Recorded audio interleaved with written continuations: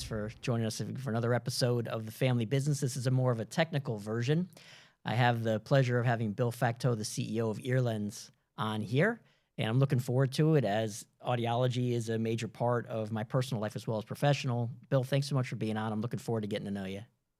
Yeah, thank you. I appreciate the opportunity, and it's a pleasure to meet you.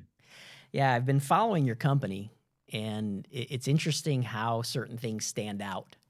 And so I'm going to ask you a question that you probably weren't expecting as far as what's most important to me. But when I see that you and your company have awards for leadership and for diversity, that made me stop and go, well, how? And what did you do to do that? Because I really want to get into your technology, but I also want to note how great the company is and the culture is. So if we could start there, talk a bit about the people that work there and how you built this to be that well recognized as something that's out of the ordinary would be a great place to start.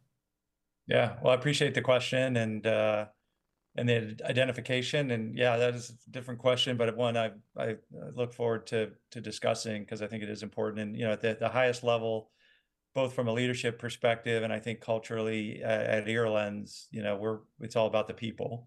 We're in the heart of Silicon Valley. There's a ton of talent, I'm proud to say that more than half of our employees are women. We have focus and efforts on minorities as well to the extent that we can, and we just when we built the company 11 years ago, we've always believed that was in the best interest for us long term. And after 11 years and you know, interviewing hundreds and hundreds of folks and, kind of building the culture in a very conscious way. Proud to say that we've got a very diverse group that, work well together and it's been great for us culturally. So something just in general around, hey, people are the most important thing for this company. I've seen just good companies, good ideas that didn't make it due to bad people and execution and vice versa. And so, when we built this company from beginning, we wanted to focus on people. And again, fast forwarding to see where we are from a diversity perspective, and it's been proud to see, and I think it's really helped us get to this point. Yeah, it's tangible. I mean, look what y'all have accomplished. I mean, it's extraordinary. So let's back up a step and give a minute about the technology and ear lens in general. I know it's a lot to pack in from an 11-year story, but Yeah.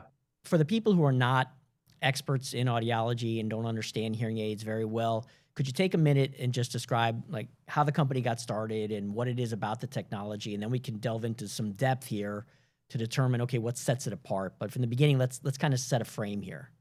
Yeah, yeah, absolutely. So what I'd say about Earlines as a company, there are two things that are really unique about what we're after. First is the technology, and the second is the business model. And happy to talk about both of those here today, and because those things have evolved from the very beginning. But the idea of an ear lens from a technology perspective is really surfaced from a few of our early founders. One of them is Rodney Perkins, who is a prominent otologist, entrepreneur, and he's always been, along with others, trying to figure out how do we overcome some of the challenges associated with air conduction hearing aids. And what you'll find in the hearing space is that this is a big deal. There's a lot of medical conditions associated with untreated hearing loss. It's dominated by about 5 companies, and has been for decades. And the technology is somewhat limited. It's come a long way. It helps people, the traditional hearing aids, but they have shortcomings. And some of those shortcomings are that they're not able to provide a full frequency range. They're not able to provide the lows and the high frequencies, and so they come off as not natural to people when they wear them. They probably help people 35% better in hearing, but they struggle in complex hearing situations. partly because they're not able to provide that audible gain up into those higher frequencies, and we can talk more about that. But the basis behind the technology was to address that, and really that's how do you deal with the physics associated with a tiny little speaker in your ear canal that pushes air down into the eardrum. And ear lens is quite different. We don't do that. We have a contact-like device. It's very, very complicated, and it's taken years and years and lots of money to finally figure it out. But at the end of the day, it has obtains that goal of addressing the challenges associated with an air conduction hearing aid and some of the complaints that you will hear from people that wear them for an extended period of time. Well, it's interesting you mentioned the money. Yeah, I give you a ton of respect of raising as much as you all have raised. Number one, it's just a sign of confidence from the Yeah. investors, whether they're repeat investors or new. And also with this climate the last few years, raising money has been anything but easy. And so what do you Yes. attribute that to? Because I can't tell you how many calls I get a week saying, can you introduce me to any investors, any PE, any VCs? I could use some help. But yet you've all been able to raise a substantial amount. Yeah, we have, and we're very fortunate from that perspective. I tell people it's not a statistics I'm proud of. We've raised about $350 million, and to get here, I wish it was like 3.5 million to get here. Yeah, I get you. Uh, yeah, and so. But, to your point, I mean, listen, anytime you're doing something that no one in the world has ever done before, which is the case of an ear lens technology, it takes time and takes money and the resources, and so it is an engineering marvel from that perspective. And we've had to, start the company from concept to, being able to get it to feasibility through the FDA, run the clinical trials. We had to go through a de novo path, kind of really in the early stages where FDA was issuing de novos. So, we kind of pioneered that effort.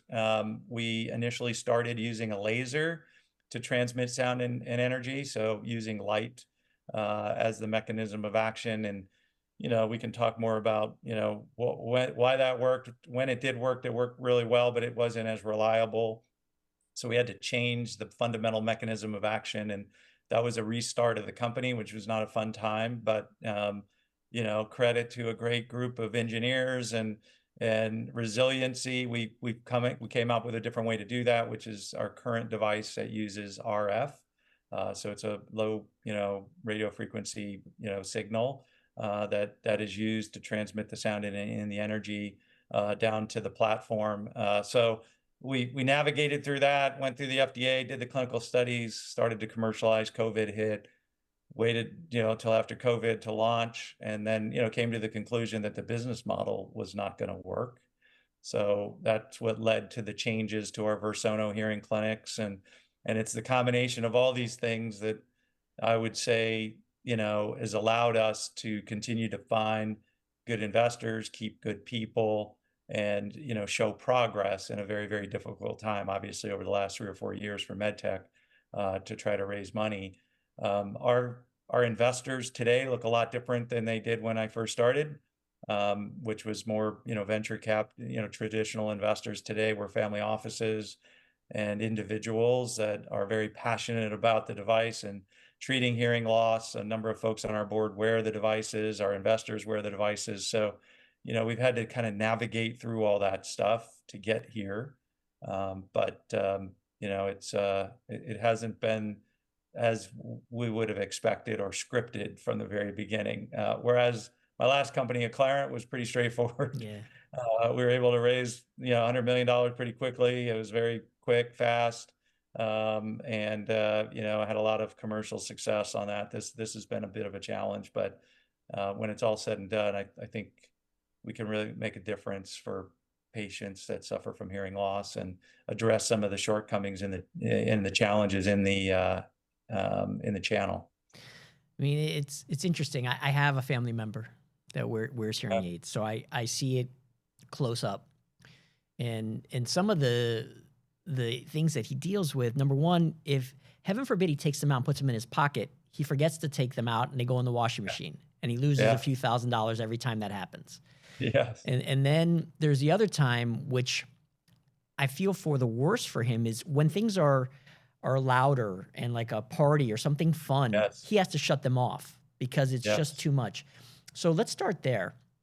I'm curious about how your device is different in that it allows people to have a quality of life where they could be in a party, or they could be in a situation where there's a lot of ambient noise behind them, because yours seems to be able to manage that in a much more, I would say, comfortable way for the people. So is there Yes. any way you can give me some context of that? Because I think that would matter to folks wearing this more than most. Yes, absolutely. And I will say, I'll apologize up front. It's a pretty detailed, kind of explanation as to how this works, why it's different than air conduction hearing aids. So if you just give me, just a little grace here as I try to get through it, but stop me as I go, Of course. because it's a really important piece. Is You're absolutely right. And this is, if I were to take a step back and just start with the medical importance of treating hearing loss, and that's really where, I'm focused, and our team is doing everything in our power to educate people on the importance of treating hearing loss and the comorbidities associated with, not treating hearing loss, which continue to grow and expand, really literally, every week. And so we now know that if you have hearing loss and it goes untreated, you have an increased chance of falling as you get older. So there's some balance issues there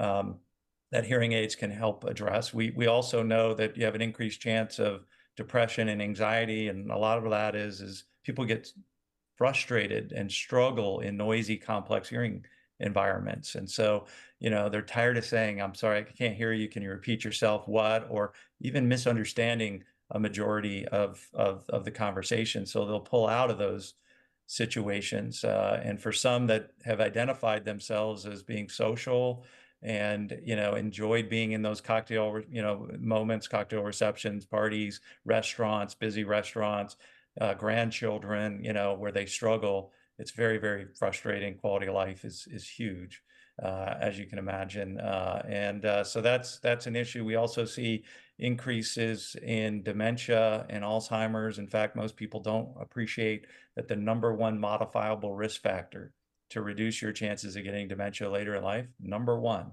out of every other, risk factor, is to treat your hearing loss. And so all this is tied together when we go to the noisy, complex situations and explain the technology. But so the most important thing that we say is get your hearing checked regularly. If you're 50 and older, you should get screened for hearing loss. Most people don't.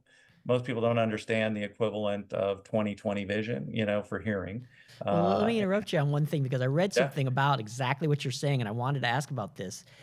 From what I read, the average person takes 7 years to finally do something about their hearing. They'll live with yeah, it, yeah.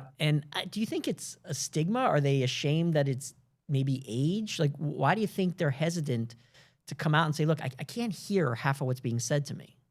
Yes. So there are a number of reasons or theories as to why this market is so grossly underpenetrated. One is the belief that I don't want to be, I don't want to be perceived as being old.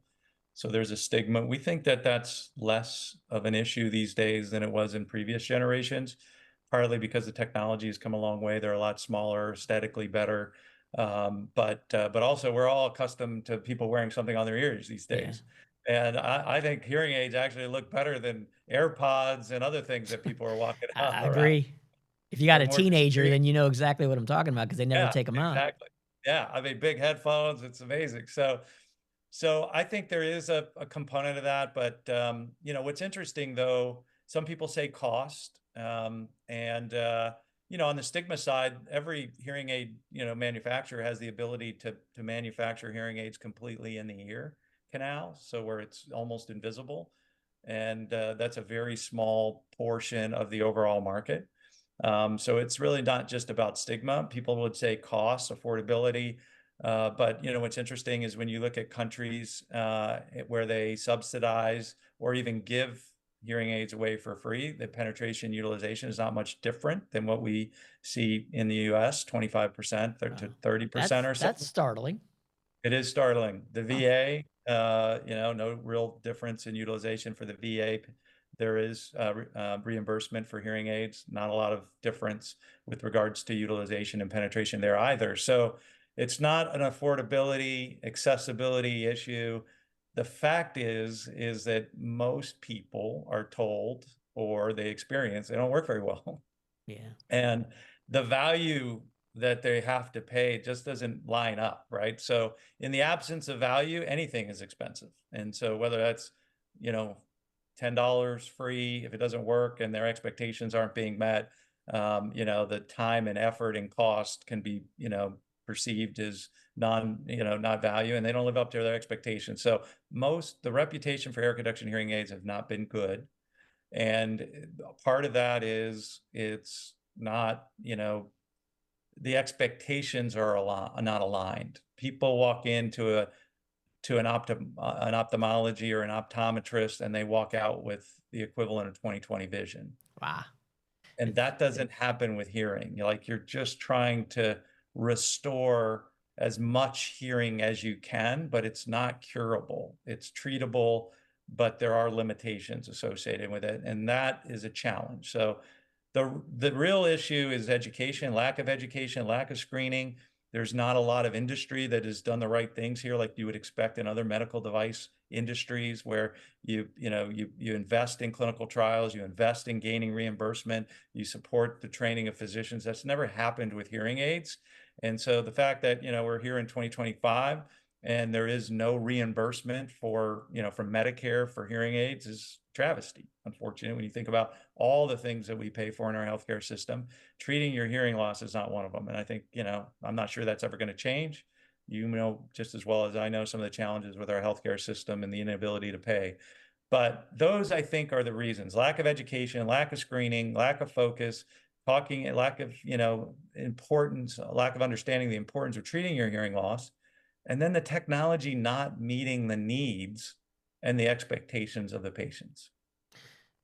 I think that until you have someone you love that goes through this or you go through it, you don't Yes. understand what it Can't feels appreciate like it. to be left out of Yes. every conversation, to every time you speak, you feel like you're irritating everyone in the room by asking them to repeat themselves. Yes. It's honestly like being in a room where you don't know the language and you don't Yes. speak Spanish. So you just keep saying, I don't understand. And I know my Uh, father-in-law, I watched the poor guy. I watch him suffer through it. yes. And it's just awful. And so it's funny. I wrote one thing down on this note after talking to you. I wrote down his name.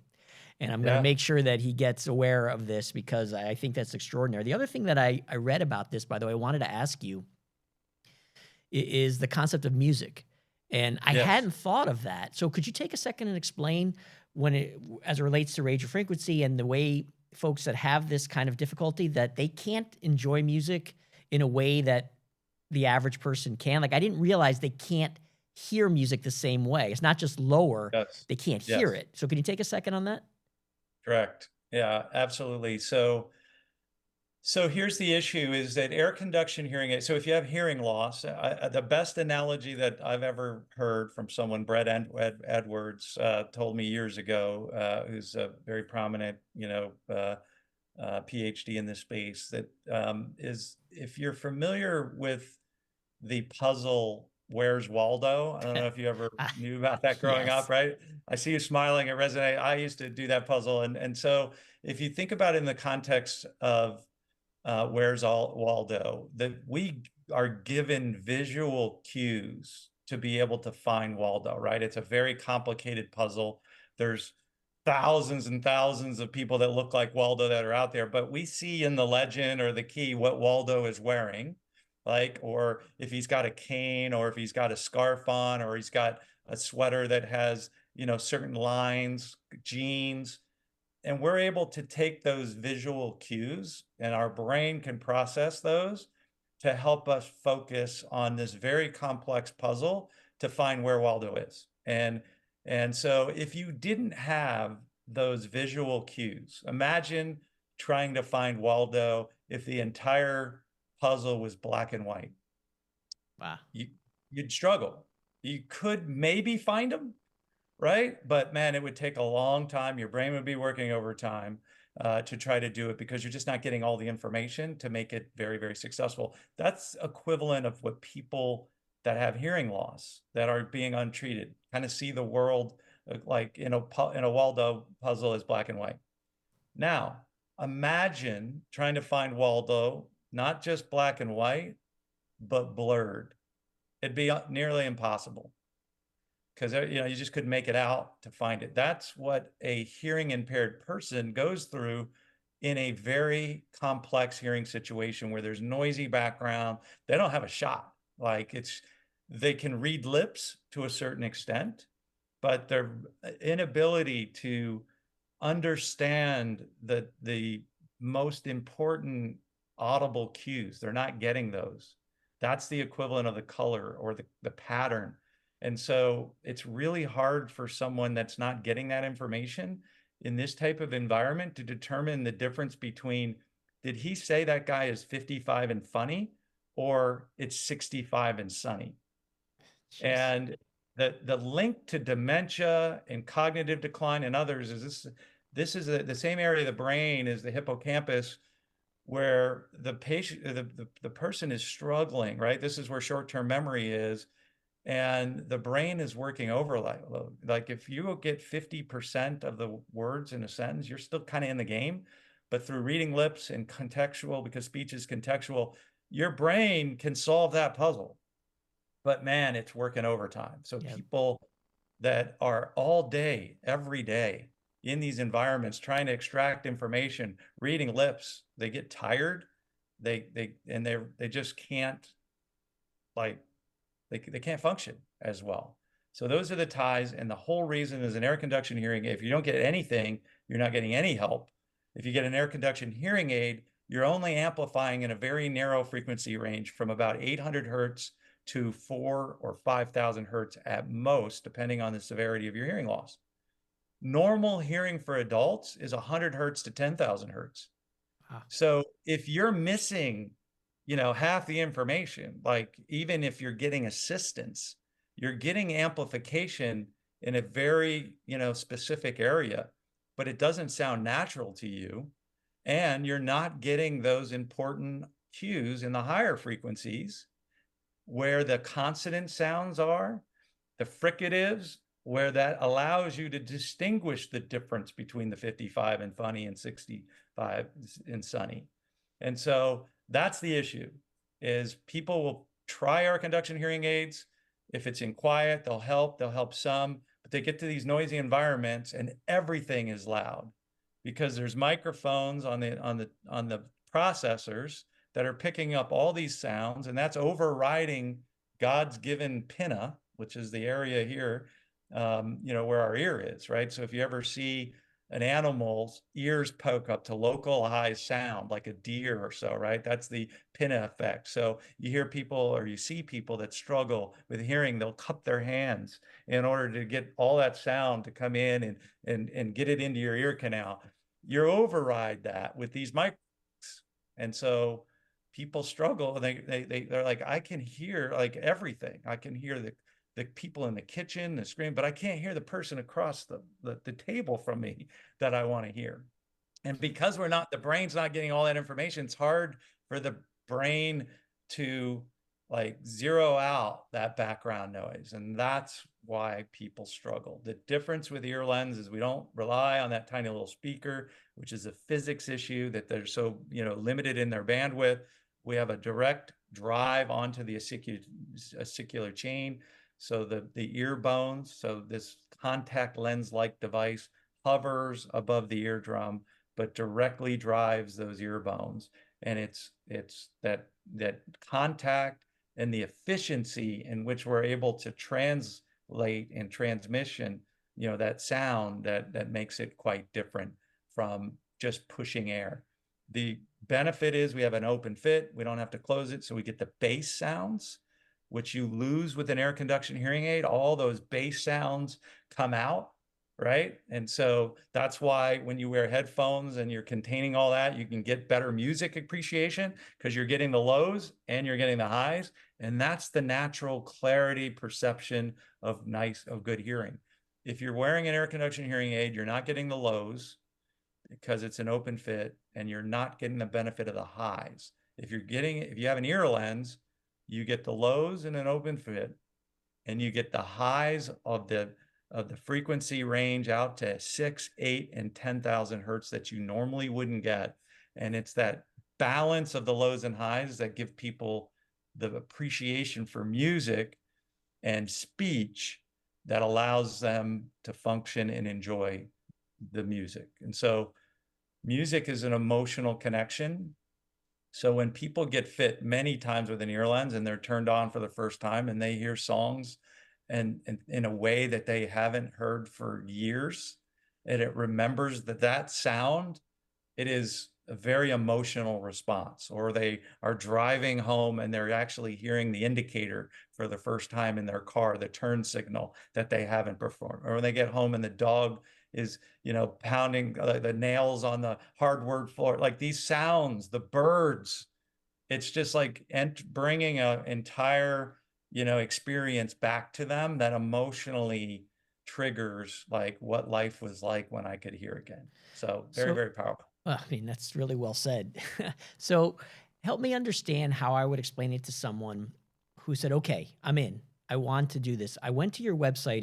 It's fairly intuitive. I thought it worked really well about how to send us to the hearing centers. I noticed that you renamed those, which I thought was clever, and it seems like you have a good business model now in Yes. considering what you mentioned earlier. So, let's talk about like how. How does somebody get this? Because I want them to understand how easy it is and make sure Yeah. they can change their life. Yeah. So we are focused on the medical treatment of hearing loss, and our Versono Hearing Centers, which you've alluded to here, addresses the challenges in the model, which is getting to an audiologist or an ENT and spending as much time as required to get people through this entire process. And unfortunately, the the dispensing of hearing aids has not always been perceived as a very professional encounter. Yeah.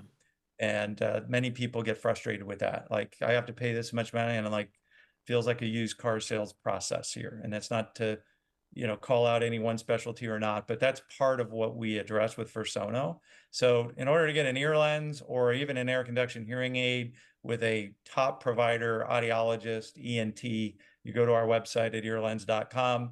You can do an online assessment and to learn about the technology. And it's for you. We'll make a recommendation to a provider that's local, and we'll provide as much of a concierge-like experience as we can for the patient, because that's the other piece of it in the whole perceived value. Why people, even when they're giving them free, don't wear them. There's a lot of education that has to happen, and an ear lens is a little more complicated than air conduction hearing aid. You can go get an OTC now from from Costco or Walgreens or anything along those lines and turn it on. And for some people, that's good. But just like your eyesight, you can go get readers cheap and doesn't require a whole lot of expertise to put the readers on, and it'll help you. But if you have issues that are a little more severe with your vision, you're going to want to see an optometrist or an ophthalmologist. Same with hearing. So you want to get to an audiologist, you want to get to an ENT, and you want to make sure you feel like you're getting enough attention along the process, because it is a life commitment to treat your hearing loss. And Versono does that in our 5-star ratings, and the experiences that we get, the patient responses are pretty amazing. And so the patient can go through the website, find a provider near them, and is it And we will difficult? make that introduction to the provider on their behalf if they Ah, want to move forward. great.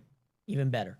So is it difficult to get fitted? Does it take a certain case of hear loss to get fitted, or can it work for almost everybody who's struggling? Yeah. Well, it's not for everybody. It's a high-end solution today. So there are affordability questions around your Mhm. lens that are fair. And then there's some anatomical, issues. If you've got, previous surgery, we'd want the ENT to look at that. But, it's usually less than 2% of folks are not candidates anatomically. Oh, okay. Uh, there are some audiological requirements. If you have profound hearing loss, you will not benefit from an ear lens. You need a cochlear implant. So these are going to be more surgical, and that's a very small, less, 10% of the population or so. But for the vast majority of folks, it's going to be mild, moderate, severe. Ear lens are great, is a great option for many of those patients. That's fantastic because we talk about access a lot in my world of how do we make it so people who need it can get it. And I'm glad to Yeah. hear that you have the model set up that way. And so, with all of this momentum that's happening there, what else would you like to share with either the people who need it as far as patients goes or the physicians to make sure that they know as much as possible about how best to work together with your company? Yeah, I think we're all. It's a call for all of us that interact with patients that are 50 and older to move forward with screening and when appropriate, diagnosing and providing treatment options. So, everyone is got their own areas of interest and, but there's a lot to be done here in the world of hearing. And, people shouldn't realize that if you have hearing loss, you should seek treatment. It is not a benign side effect of getting old. There's some real medical conditions associated with it. So find a really good, audiologist, ENT. We'd love for you to consider a Versono experience. We, again, also dispense air conduction hearing aids. We have financing options. We have an ear lens. It's the only real distribution, medical distribution channel that offers all products, including availability for an ear lens. So whatever we can do, we've got online opportunities. We've got, direct to consumer. We go through the medical channel where we screen patients. The business model can accommodate pretty much any of these different scenarios, which makes it pretty unique. Yeah, there's also a couple of points about your lens's technology, which there's an app that you can do it through your phone. The second piece that I think is interesting is that it's rechargeable, but the whole piece does not come out. And so, could you Right. explain a bit about like what happens? The day ends, and I'm about to go to bed, and what do I do? Yeah. So you just take your processors off and put them in a charger. The lens will always stay there. And so again, from a engineering marvel perspective, our eardrums are designed to move things off, right? And so keeping a lens-like device, contact-like device on the hovering over the eardrum is no easy task. And that's why it's taken some time to get here. But if you were to glue this on, to the eardrum, it would come off over time. So it'd be like a temporary tattoo right on your skin. The skin would grow and it would slough off over time. So the mechanism that keeps it there is a custom fit. So part of the process to get an ear lens is to get the exact anatomy. So this is all custom. Every ear canal, every eardrum is different and unique to that person. So we do an impression taking process to get the actual anatomy, or we're about to have a scanning process where we receive scans of the ear canal and the eardrum. And then it's a very sophisticated manufacturing process where we're, within a couple hundred microns of accuracy of 3D, printing molds and building this custom device on behalf of the patient. And then we ship that, to the physician to put it into the ear canal. So there's a lot of things that go on there of sophistication, but that's kind of one of the things that makes it so unique at ear lens. All custom, and the parts are there's a lens, there's a custom ear tip that sits deep into the ear canal, and there are the processors. Some of those are rechargeable. The lens itself is passive, so it doesn't require the need for power. And so that's another engineering marvel, is that the RF signal itself provides enough power to actually drive that oscicular chain without having the need for a battery. That's So the battery is extraordinary. just, I yeah, didn't it know that. is pretty amazing. Yeah, and Yeah, I think you should also mention that this isn't a surgical procedure. no, And so for no, people it's who all are done. afraid of surgery or getting put under Yeah. or having somebody cut you open, that is not at all what happens. Exactly. This is done in the physician's office. There's no anesthesia. It's very tolerable. It's a couple minutes for a placement. It's kind of like a wax, removing wax, from the ENT. Hmm. Very similar kind of experience. Yeah, it's been an interesting ride. I mean, for 11 years to do something this monumental is quite an achievement. And I know you had said that you wish it would have been smoother, but I don't know. Sometimes it's supposed to be hard. And Yes. it's something Yes. that affects, billions of people because everybody's Yeah. going to get to a certain point in their life where they're going to need some kind of assistance in hearing. I mean, it seems to be universal. And so I'm just grateful for all of it. I love the fact that your investors stuck with you. I love the fact that new people came in. I love the fact that your employees stuck around and that you stuck around. It's really Yeah. easy to cut and run, No and you doubt. all didn't. So I hope you can see how amazing it is what you all have done. Yeah. Well, I appreciate that, Matt. Thank you. And as you know, in this business, you don't get a lot of those type of attaboys. So I appreciate it and I take it. But it is in some ways these things in med tech, they take time. And like you're right, they're supposed to be hard. That's why we attract some of the most talented people in the world, I believe, to our industry. And we have to navigate through very, very difficult, highly regulated, bodies here to get our products to market, to get them to the patients, to get them reimbursed. There's a lot that goes into making these things, and they unfortunately it's more like decades these Yeah. days than it is a year or two. But I think for those that are passionate and drive us to this industry, we sign up for that. And so it's these little things that we look for to fill our buckets.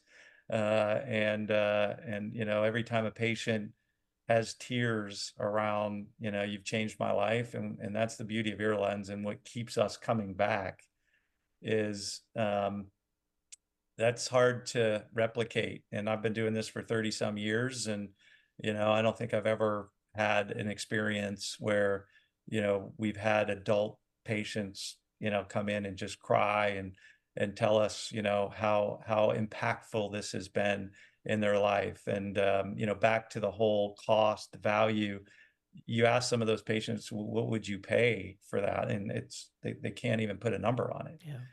We're always trying to figure balance. How do we get more of these out to more people? How do we pay for our costs? And but at the end of the day, for at least a good amount of people, hearing is a really, really important part of their life. And I'll mention a quote that always stuck out to me, and when I was considering taking the job, this Helen Keller quote, who was both, blind and deaf, said, if you could restore either your eyesight or your hearing, which one would you restore? And, she said, definitely her hearing, because losing vision separates us from things, but losing your hearing separates us from people. And it's those relationships and the people that, really make us different here as humans. So we say we're doing God's work here by trying to go out and educate people, and everyone that has hearing loss has to know it's really important. We're passionate about it. But when a patient, has that kind of experience with all the challenges that we have in our industry, and as hard as it is to raise money and to build these companies, it makes it worthwhile. So I appreciate the acknowledgement. Yeah, it's amazing. So I would tell everybody who sees this is pass this on to every person you know that either they themselves or their family member is suffering. You can see they are, and sometimes they're suffering in silence. So show them this website. It's really that simple to get them started. The website is set for people who aren't overly knowledgeable about how to do this, and it'll walk you through it and get you in touch with the right physician. I can't tell you how much I appreciate you being on. I'm so glad I got to learn more about this. It has been an extraordinary experience, and I'm absolutely can think of 3 or 4 people that could use this right now. Thank you for being on today. This has been Bill Facteau, CEO of Earlens, an extraordinary technology. I'm looking forward to seeing where this goes and helping people be able to be a part of society again. Thank you, Matt. I appreciate your time. Great questions, and continued best wishes to you for the success that you've had. And Again, I appreciate you, investing the time today to learn more about airlines. You bet. This has been the technical version of the family business. I've enjoyed it. Thanks so much, Bill. We'll talk to you soon.